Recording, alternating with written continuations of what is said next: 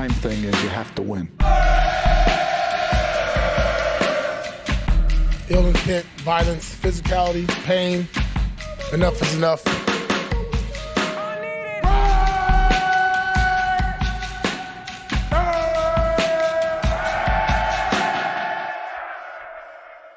All right, welcome back to the Just Win podcast. We are going to preview the Jaguars game today. That's Tashan Reed.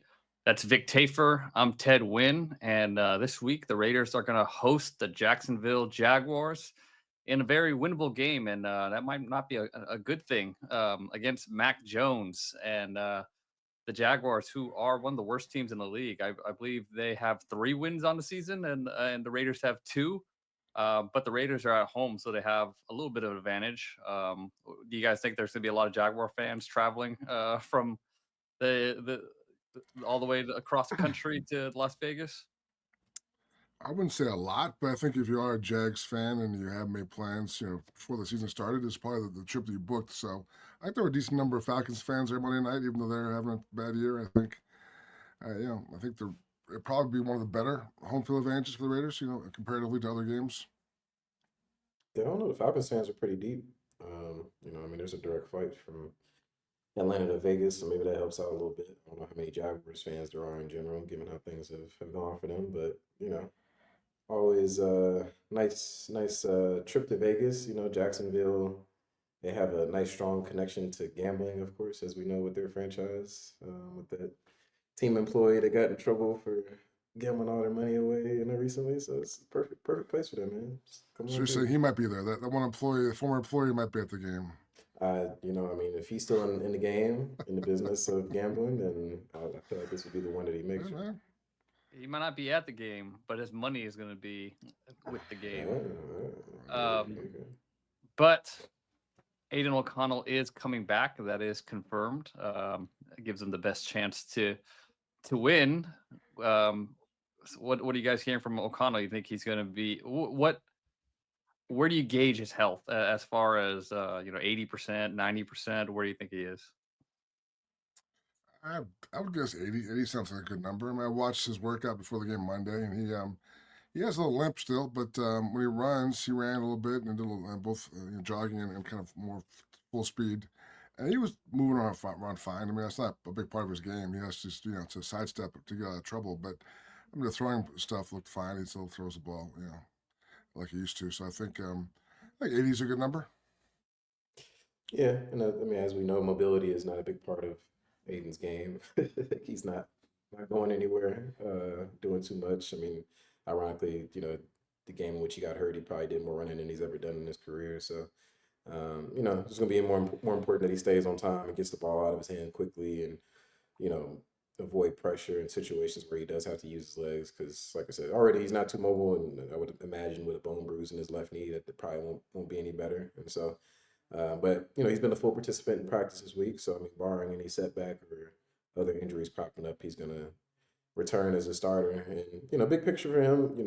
Obviously the season is lost for the Raiders as a franchise, but he's trying to show that he deserves a place on the roster. Or I shouldn't say on the roster. He's gonna be on the roster on his rookie deal, but a place in the quarterbacking mix for next season. These last 3 games, if he's able to go out and show that he can perform at a solid level, then I don't think they're gonna roll into next year planning on O'Connell being the guy, but showing that he can be in a quarterback competition and, at least serve as a capable backup that you can lean on as a spot starter. I still think he's, trying to do work to prove himself. He had a nice run last season, and because of injuries this season and losing the quarterback job in the preseason, he's never really gotten his full shot for, I guess, more than 1 game in a row at this point. And so we'll see how he plays, not just in this game, but moving forward to end the season. Yeah, this is probably going to be his last chance to prove that he can be a starter in this league. And it's going to be a short sample size, like you mentioned, a bunch of injuries this season. And maybe if the Raiders do draft a quarterback that is a little bit more of a developmental guy, maybe if he could prove that, he's worthy of being maybe a placeholder at the very least, he could buy himself some time doing that. But against the Buccaneers, he was playing just outside of himself. Like he was, like you mentioned, trying to run around, trying to make these crazy passes. That's just not in his arsenal. Maybe his head got too big from that really good Kansas City game, but that's not his game. And I think he's going to look back at the film. He's going to understand that he's going to be even more limited mobility wise and go back to playing a little bit more like himself. But speaking of one player that will not play, Max Crosby, he just had surgery. Can you guys give us a little update on how he's doing? Yeah, I mean, all things point to being a successful surgery. He had a tightrope surgery on his ankle. It's actually the same surgery that Brock Bowers had in his final year at Georgia last year. And I think he ended up coming back before the end of the college football regular season and obviously, play for them in the college football playoff. And so it's something that's knocking Max out for the rest of the regular season, of course, with only being 3 games left, but it's not something that's considered to be a long-term injury. Like he should be good to go by the time OTAs start. And we know how maniacal he is with his work ethic, and sure he's going to attack the rehab process once he's able to start working out again. I mean, this last offseason he had a couple surgeries as well, knee surgery and hand surgery. So not his first time, going through his process heading into an off season. And so we expect him to bounce back from it. It's one of those things where it was the same ankle that he injured back in week 2. It was a high ankle sprain. I think he said it was a grade 3. He played through it, but he never really got right, and then it got rolled up on again against the Bucks. And doctors basically told him, it could potentially, if it did get worse, it could become something that had long-term impact. So chose to go on the safer side. I'm sure if the Raiders were in playoff contention or something, he might have tried to find a way to avoid surgery, but just given where things stand, it just didn't really make sense to take that long-term risk. Yeah, and real quickly, let's talk a little bit about who do you guys think is worth keeping? Like we know certain players are going to be on the roster because of their contracts. Who are some of the guys that maybe need new contract, or maybe have a contract that they can move on from? You think is worth keeping going into next year? Well, I think the big names obviously are Trayvon Merrick. That's a guy that jumps out. I think he had a pretty good year. I think based on his pedigree, like he was a big time college player, and based on the year he's had this year, I think he'll be an attractive free agent for other teams. So I think he might cost you more than you might want to spend. So I think that would be a tough one for Tom Telesco. I think other guys, you're hoping Malcolm Kuntz, you hope there's the discount there because he was hurt. I think if there is, you bring him back. Definitely young pass rushers are hard to find in this league. And Spillane he's a team favorite. I mean, Patrick Graham loves him. Antonio Pierce loves him. I can't imagine he's going to try and break the bank. So, to me, he's probably the most logical layup. I'd say. I think he's a guy you could probably pencil in and maybe put in an ink. He's back next year, but you never know with free agency. But I think he's the one guy that I think would definitely be back next year. Yeah, I wrote an article at The Athletic today, just kind of analyzing, players at each position in the group on the roster that could be worth bringing back, in 2025, whether they are free agents or not. Obviously, because teams can move on from guys and cut guys or whatnot. But on the offensive side of the ball, it's pretty much everybody is going to be coming back. I think the only starter right now that is going to be a free agent is Jordan Meredith at left guard, and he's going to be a restricted free agent, so they could just tender him and essentially prevent him from really being able to test the market. Defensive side of the ball, Vic named most of the guys, I would say. I do think Kuntz, while he only had 1 year of, quality production last year, is coming off injury. He's still a young pass rusher who showed a lot of potential, I thought. And I think that'd be a guy that, especially if you can get him on a discount, maybe a 1 year prove-it deal, I think he's worth bringing back. While he's been out, they've had a couple guys step up and, show themselves capable of being rotational players. I know Tyree Wilson, I think has 4 sacks on the year. And then Kelvin Chason, he's had a pretty good couple week stretch. I believe he's going to be a free agent this offseason. So maybe he could sign him to like another 1 year deal or something like that. But I just think Kuntz has the most upside by far of that group in terms of being a starting caliber defensive end. And pass rush has been pretty weak this year, not only because of him being out, but also Christian Wilkins and Max Crosby not being himself. We never really got to see that defensive line together as a unit. And so I don't think there's anything wrong with running it back and seeing what that group could do if everybody's healthy in 2025. I guess another linebacker worth mentioning, Devon Diablo, like he's going to be a free agent. And, he hasn't had the year that he had last year. That could be a position where maybe they let him walk and give one of the young guys a chance, like Tommy Eichenberg, who they drafted on day 3 this year, or Amari Gaynor, or maybe go and sign a cheaper option in free agency. And then Nate Hobbs, pretty big one. I think Nate's kind of a polarizing player because whenever he's out there at nickelback, he plays pretty well, but the issue is he hasn't been out there whole bunch throughout his career. Or actually, he's been out there a bunch, but he's missed a lot of games. He's missed, I think, 15 games in his career since 2021. And, if you can't stay on the field, it kind of minimizes your impact. So it's kind of an interesting thing. Like, a lot of their guys are intriguing, but have injury history, whether it's Kuntz or Hobbs or even, I would say Marcus Epps. I think it'd probably be a little bit surprising if he comes back. I thought he took a pretty significant step back from last year in a few games that he played before suffering a torn ACL. He's coming up on 30 soon. Like, you'd think it would make, especially if you spend a lot of money on Merrick, whether it's through the draft or signing a cheap guy, it probably would make sense to go cheap at the other safety spot. So, this isn't a great roster. I think we all know that. Anytime you're 2-12, your team sucks, so it's not a whole bunch, but they do have some guys that are solid and worth bringing back, in addition to the main building blocks and Brock Bowers, Max Crosby, and Christian Wilkins, and those types of players.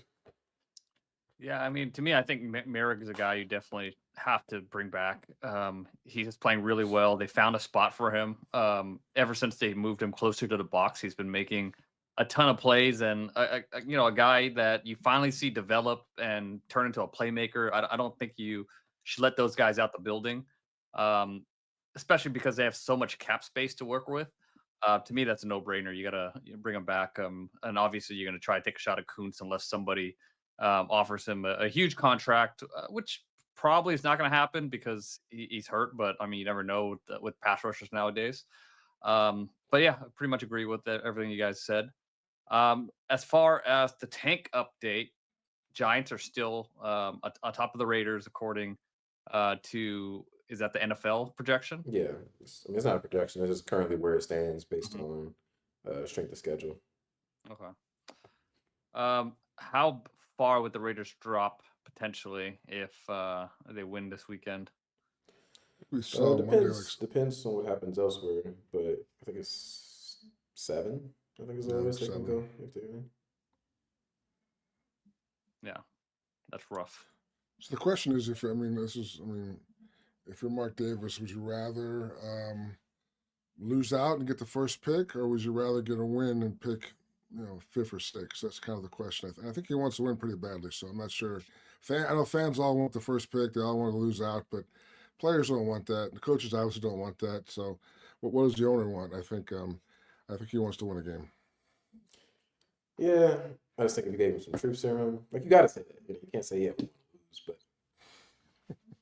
if you asked him this question, would you rather have the number 1 pick or the number 7 pick? What do you think he's going to say? Well, I think it was, but part of that is Antonio. That's where does Antonio factor in? Is it the 1 pick and you clean house, or is it the 7th pick and you keep your coach? Do you think he has built something as far as the culture and all that stuff in the locker room? So I don't. I mean, if there's Mark know the answer to that question right now, I'm not sure. Yeah, I mean, the players aren't going to be actively taking plays off to tank or anything, and obviously they're pushing Aidan O'Connell to play. There's a bit of Antonio Pierce coaching for his job, so they're not purposely losing, but there's just no doubt that a meaningless win that costs you a ton of draft position would undoubtedly hurt the Raiders moving forward. You don't build a culture from losing by winning some games in a lost season. No, I mean, as far as the culture, as far as he would say that they haven't quit this year. They play hard every week. Yeah. They've lost a bunch of guys. That's what I meant. I think this game was interesting. I think both coaches, Antonio Pierce and Doug Pearson, probably most people in the country think they're both dead men walking as far as their jobs next year. But I'm sure they both think they have a chance to stay. I'm sure they both probably look at this game as a game they have to win for their own sake. If they want to keep doing this, this cool job they do. So I think both these teams and the coaches, and the staffs I look at this as a must-win game. Must win for. Must win. We're back. See, we're back from way back when. We haven't said it's a must win game for a see, long time. Must win game. Must win game. For some people at least. What's the injury forecast looking like? Pretty clean this week. The big one was so far is in Jordan Meredith. We talked about him. He hasn't practiced the first 2 days of the week with an ankle injury, but I saw him in the locker room. I think maybe it's just like a precautionary thing. But if he can't go, then I guess it'll be Whitehair be back in. But I kind of expect him to be back at practice tomorrow. We'll see. But he's the one guy I think that's not been at practice in terms of the starters this week. Yeah, Jacoby Myers is limited with an ankle injury, but he's been playing through that. And then Sam Webb is the only other guy on the list with a back injury. He's limited. The Jaguars have a few guys on their injury report, namely on the offensive line. Ezra Cleveland has a knee injury. He's limited. Walker Little has an ankle injury. He's limited. And Brandon Scherf has a knee and shoulder injuries, and he's limited. And so, probably they're going to play, but they probably won't be at full strength, it seems. So that could be something, of note if the Jaguars are, we already mentioned Trevor Lawrence isn't playing, but they're also dealing with, a few injuries on the offensive line. You would think it could be tough sledding for them to get going on offense. So could be of significance in this one. Yeah. So let's get into our game preview now. What are we watching when the Raiders have the ball? I guess you're watching, the running game. I think that's what they keep trying to get going. And now they lost in Terry McCormick, so I'm guessing it'll be a mix of Madison and Abdullah. I think I'm not sure. I would guess Madison's back at number 1, but you never know. I could maybe they flop it and put Abdullah first, but Abdullah's more of the pass catching guy, so he'll be a big third down guy. But I think that's kind of been the mandate all year long from Antonio and the staff. They want to get this run game going. They had some shown signs before last week. Last week there was some serious regression, but that may have been the Falcons. But so yeah, I think they want to make life easier for Aiden and be able to run the ball. So they're going to try and establish Madison and Abdullah early. Yeah, I mean, they're going to try. I don't know how it's going to go, but I think I'm probably more so looking at seeing if they can get Brock Bowers to snap out of this cold spell he's been in the last couple of weeks. It seemed like teams have been pretty good at locking him up, so seeing if he can get rolling again is probably the main thing I'm watching against the Jaguars. I asked Scott Turner about that today, and he said it's definitely challenging because he said teams obviously have a big target on Brock and they're trying all different things, and it's kind of and when they do that, he says the quarterbacks can get in the habit of where they're not looking for Brock as much as they should be because they are wary of what defense is doing. They're kind of maybe outthinking themselves, and so they need to overcome that and devise some new ways to get Brock the ball, move him around like they have in the past. But clearly, it's the focus of Scott Turner this week, and realizes that kind of last week they kind of got away from that, and that's kind of And he said that Brock kind of breathes life into the rest of the team. So to get Brock going, the whole team kind of has a pickup, and there's a contagious kind of energy there. So they missed that last week. So definitely, I think it's high on Scott Turner's list. I'm sure on Aiden's list also to get Brock more involved. Wow, I think that's the first time I've heard a coach say a player breathed his life into a team like he's God. But I like that. All right. The Jaguars, they ranked 3rd in man coverage usage. Ryan Newsland, their defensive coordinator, big man coverage guy. They are actually pretty good against tight ends, but at the same time, they haven't really seen a lot of good tight ends. TJ Hawkinson had a good game against them. Dalton Schultz, who's a better than average tight end, had a pretty decent game against them too. They are going to play a lot of man. Oluwakan is their best coverage linebacker, and he plays a lot of coverage on those tight ends. And I don't care how good he is. I think Brock Bowers is going to burn him. If they keep playing man coverage and they don't double Bowers, I think he'll burn Oluwakan, even though he's one of the better covering linebackers in the league. I think they're going to have to try to put a nickel on him.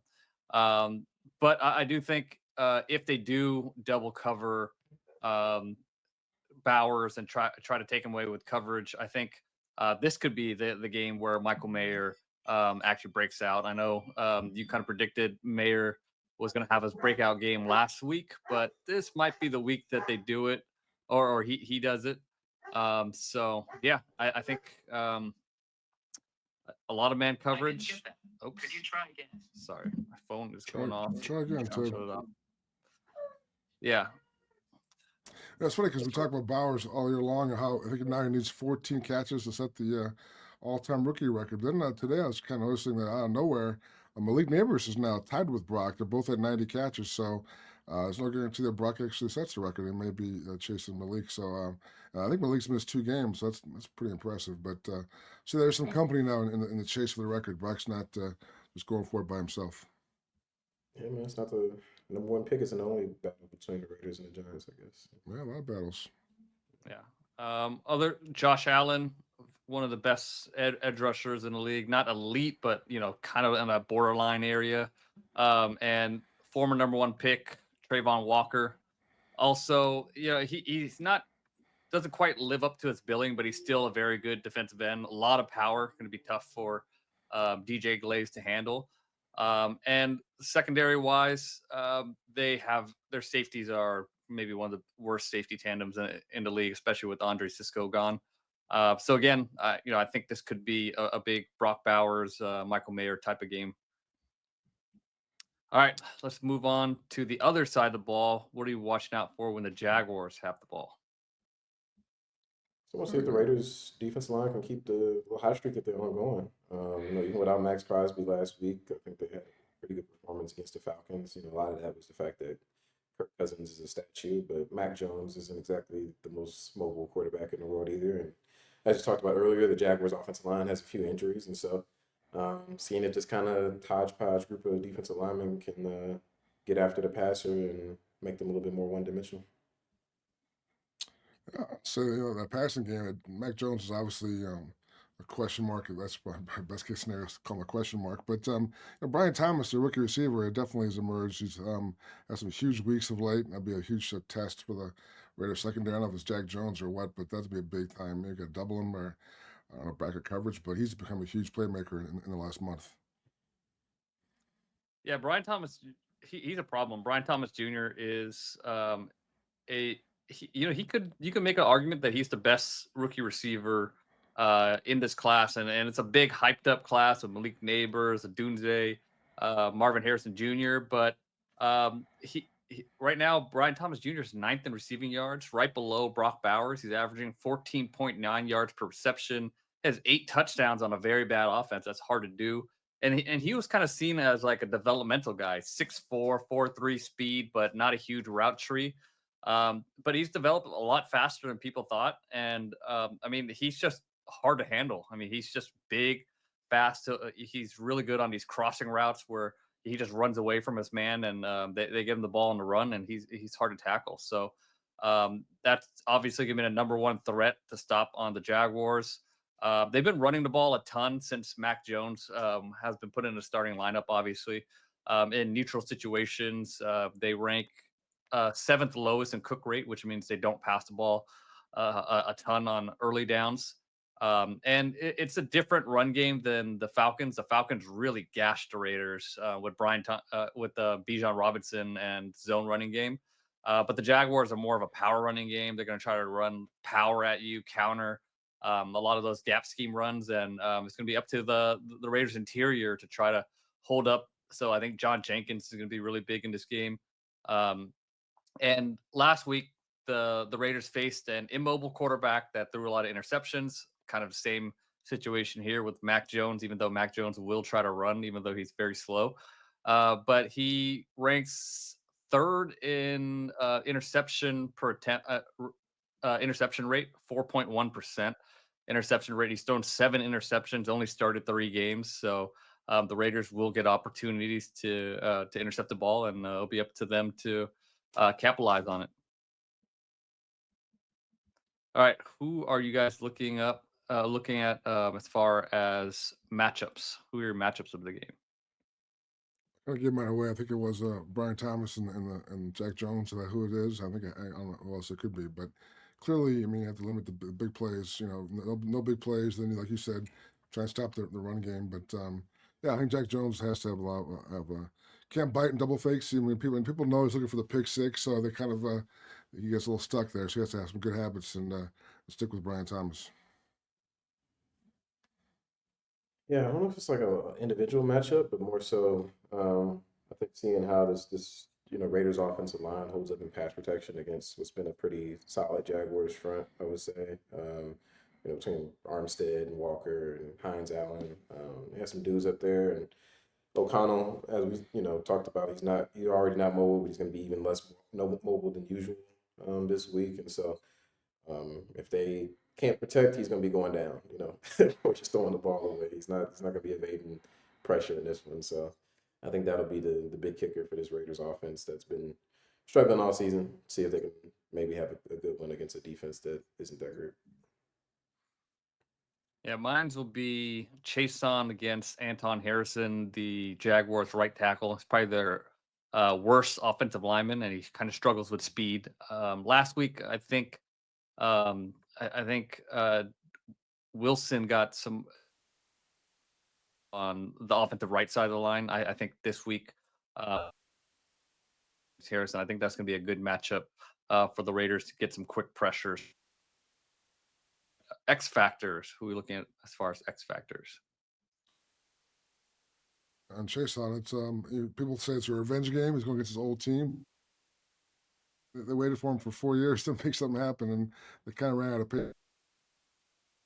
Taking letting him go, and I think he's played very well. Patrick Graham said, man, a lot. He thinks he's a very tricky player. Obviously, speed in the bend, but also is a very smart guy. They dropped him back in coverage a lot last week. Graham enjoys having him. I think he'll try and use him in different ways to kind of. I think I'll go with a different edge rusher. I think he's at 3 sacks the bye week, and so he's had edge rusher in the second half of the season. And Walker Little, the Jaguars' left tackle, is banged up and dealing with some injuries. And Ted mentioned that the right tackle isn't great, and Wilson usually moves around and even plays on the interior too. And given he's going up against this kind of weakened Jaguars offensive line and going to be playing more again with Crosby being out, maybe this could be a week where he flashes. I'm gonna go with Michael Mayer. I think the Jaguars are gonna put some extra attention on Bowers. I think he'll still get his, but I think Mayer is gonna have some favorable matchups with some of the other Jaguars linebackers, and they've been using a little bit more 12 personnel. So I'm gonna say Michael Mayer is gonna have an impact on this game. All right, let's get into predictions. Who's picking? What? Who's going first? I'll go. I'll go.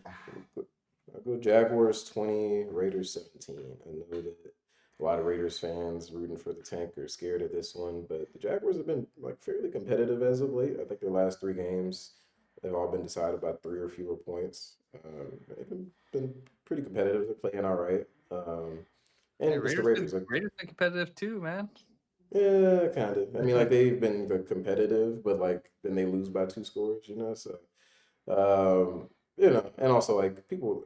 I know we started the show saying it's a winnable game. We got to stop saying that for the Raiders. It's a 2-win team. They are terrible. They suck. There is no mismatch here. You know what I mean in terms of talent. So I do think it ends up being a close one, but I think that the Jaguars end up pulling it out. Mac Jones gets his revenge for the last time he played in Allegiant Stadium when Chandler Jones took him out. So, tank continues. What do you want to say? We'll go next or we'll go last? I'll go next. I feel like you have a good prediction coming, so Not really, but go ahead.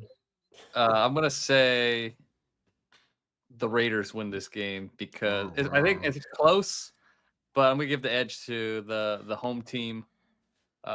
Yeah, I mean I just don't trust Mac Jones on the road. He's probably gonna throw an interception or 2. I think the Raiders do have some favorable matchup with Bowers.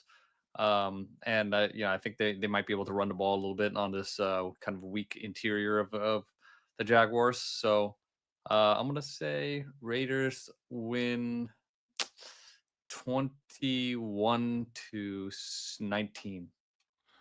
Wow. Originally, I was thinking of going 21-20 with my score, but then I thought about it. I'm going with a 20-20 tie. That way, we eliminate the whole loss scenario and the 7th pick and the wins. This is a nice little middle ground.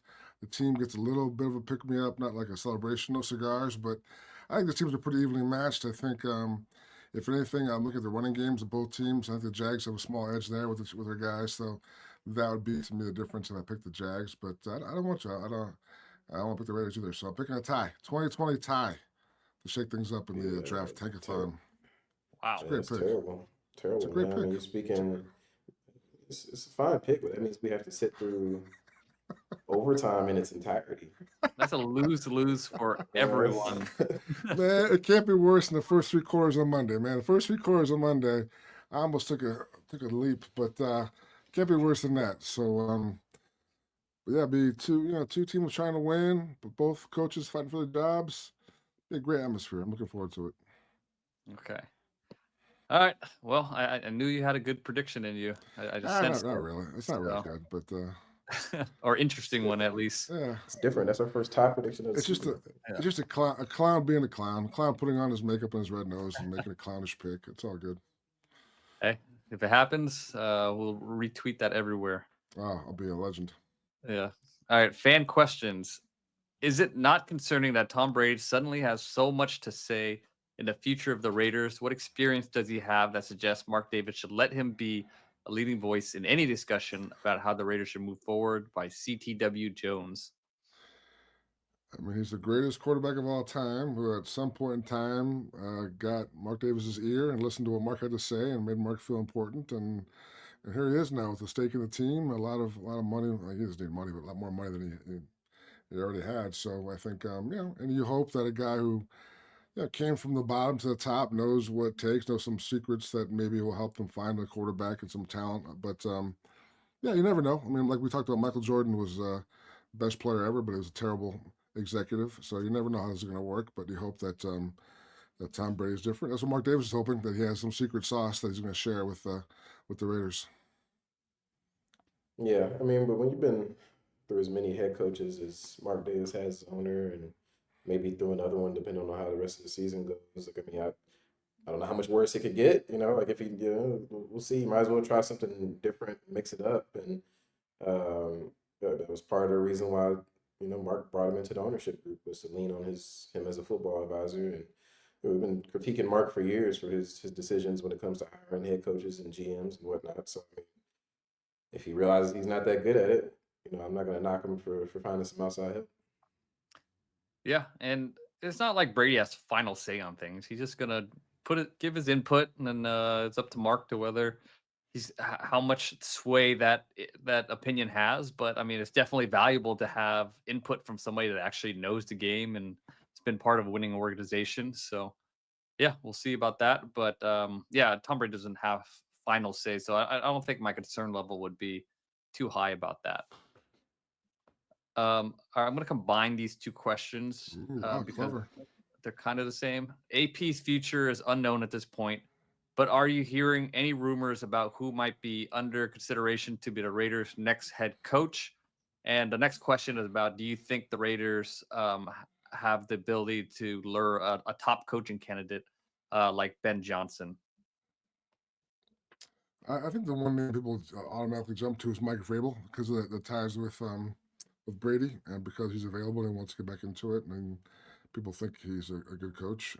That's the one name you hear. But again, it doesn't really mean much at this point. It's just people guessing. Mark's not telling anybody his names yet. So I think that's the one thing. And then Johnson, I know that's the dream for a lot of fans, but I just can't imagine he wants to come to the Raiders, because I mean, he can pick his spot where he wants to go. I think it'll be tied to the quarterback situation. It'll be tied to the franchise having a foundation of success and a kind of a workable plan that gives you hope that you can actually do things in the future, which the Raiders don't have. So I think he might just stay. He said there's no reason he has to leave. He can stay and wait another year. He likes it where he is. So I think if Johnson goes somewhere, it'll be for a situation much better than Las Vegas. Yeah, I mean, those are probably the two biggest names in the cycle, Vrabel and Johnson, and there's some other guys, that come up in the cycle as well. And given where the Raiders are, having struggled on offense for a few years now, and most likely being in a situation where they're going to be finding another starting quarterback, you know, next year, whether it's through free agency or the draft. You would think that they would lean towards an offensive-minded head coach, but they could just as easily hire somebody like Vrabel, who's more of that CEO type or defensive-minded, and they land the offense coordinator hire and it has the same impact. So they don't necessarily have to hire a guy with offensive background just because their offense stinks. But you would think they would at least inquire about those top names that everybody keeps talking about. But like Vic said, there's going to be multiple openings. There already are multiple openings across the league, so they won't be the only team, in the mix for these top guys. And kind of a question that falls in the same line by Cameron S. Does Mark go for round 3 of Gruden? I would say no. I mean, they brought Brady in. Tom Telesco's the general manager. So I think that Mark correctly is trying to go in a more cohesive direction and throwing it all that away to bring in Gruden for a third year after all the controversy and all that. And he wasn't even that successful when he was a Raiders coach. I would say no. I would never say never, but yeah, I think you're right. He wants to do something different, but I think he loves John Gruden. And I think in the back of his mind, he thinks they were on the verge when the whole thing happened with the emails and he had to quit and all that stuff. So I think he thought they actually had finally had some footing and were going in the right direction. So John thinks he's going to coach again. I think he gets more excited by the day. But I don't know what happened with you, like you mentioned, Telesco and Brady. There's a lot of things that have to be sorted out, but. I'd say chances are slim, but I wouldn't say none. Wherever he goes, they can't give him general manager power, can No, they? I mean, no, it's no. so I bad. think no. Yeah, I think he'd be a strictly coach. Yeah, I hope not. I have no interest in covering John Gruden again. All right. Last question from Chris Con 02. Will they trade up for a quarterback if they win and fall in the draft order? I don't know if it's a quarterback that is worthy of trading up for in this draft because, like, when you're in that area, it's a lot of capital to move just a few spots. Yeah, I mean, I haven't scouted these guys and go through the all 22 just yet, but first look, I don't know if there's a guy worth giving up another first round pick to go get, but I mean, what do you guys think? I don't know what it's worth, but Dion was on I think Pac-Man Jones' podcast yesterday, and he said that if the Giants pick first, they're not trading down, and they're taking the Sun. So whatever, that's what he says, and who knows what it's worth. But I think it depends what teams at one. But like last year, the top 3 teams didn't want to move. I mean, but this year the quarterbacks aren't quite at that level. But if you are the Giants and you are at 1, and you realize you have a desperate need, and you like Shador, then why would you trade down? So I think it might be tough again to get to that top spot. Yeah, I mean, if it's the Giants, like you're not getting over them. But if it's a situation where I don't know, the Jaguars end up with they end up with the number 1 pick and they have Trevor Lawrence, like I would imagine they'd be open to trading down.